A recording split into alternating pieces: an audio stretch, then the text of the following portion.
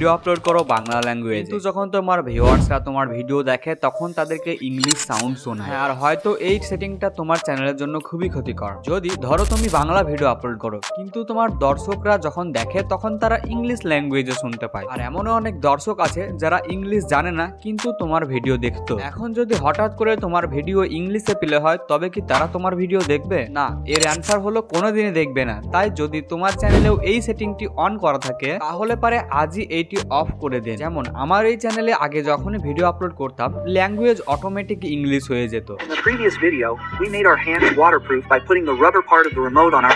আর যদি কোনো ভিউয়ার্স আমার ভিডিওটিকে পুনরায় বাংলায় দেখতে চাই তবে ভিডিওর উপরে থাকা 3 ডটে গিয়ে আমাদেরকে অটো ট্র্যাকে ক্লিক করতে ল্যাঙ্গুয়েজটিকে ইংলিশ থেকে আমাদেরকে বাংলায় সিলেক্ট করতে হতো। আর এই সেটিংটা প্রতিটা ভিডিওতেই করতে হতো। আর দর্শকদের এইরকম ভাবে ভিডিও দেখার টাইম কোথায় আছে? ফলস্বরূপ তোমার ভিডিও তারা স্কিপ করে দেয়। কিন্তু আমি এই সেটিংটি অন করি আর তারপরে আমার ভিডিওতে ইংলিশ তো দূরের কথা অটো ট্র্যাকের অপশনই থাকে না। তো আজকে ডাব চুরি করতে গিয়ে আমার আজ জমিতে স্প্রে করতে গিয়ে আজকে আমি তোমাদেরকে জাস্ট একটা সেটিং অফ করতে বলবো, সেটা করলেই তোমার চ্যানেল একদম সুরক্ষিত হয়ে যাবে অটো ট্র্যাকের ঝামেলা থেকে। ফার্স্ট অফ অল আমাদেরকে যেতে হবে গুগলে, এন্ড সেখানে গিয়ে আমরা গুগলে ইউটিউব ওপেন করে নেব। আর এখন আমাদেরকে আমাদের চ্যানেলকে ডেস্কটপ মোডে খুলতে হবে। আর ফোনে ডেস্কটপ সাইট করার জন্য আমাদেরকে উপরে থাকা 3 ডটে ক্লিক করতে হবে এন্ড নিচের দিকে আমরা দেখতে পাবো ডেস্কটপ সাইট লেখা, আর পাশে থাকা বক্সটি জাস্ট টিক করে দিতে হবে। এখন কর্নারে আমাদের চ্যানেলের লোগো দেখাবে, আমরা লোগোতে ক্লিক করব। ব্লু কালারে লেখা ভিউ ইওর চ্যানেলে ক্লিক করো। এখন আমাদের সামনে আমাদের চ্যানেলের এরকম একটা ইন্টারফেস ওপেন হবে। নেক্সট কাস্টমাইজ চ্যানেলে ক্লিক করো। এখন আমরা ডাইরেক্ট ডেস্কটপ ইউটিউব স্টুডিওতে চলে যাব। দেখো আমরা ইউটিউব স্টুডিওতে চলে এসেছি, কিন্তু আগের চ্যানেলে আগে থেকেই অপশনটি অফ করা থাকায় আমরা আমাদের নতুন চ্যানেলটি খুলে নিয়েছি। এখন বাঁ দিকে নিচের দিকে তাকালে একটা সেটিং অপশন দেখতে পাবে, ওখানে ক্লিক করার পরে আমাদের সামনে এরকম একটা ইন্টারফেস আসবে।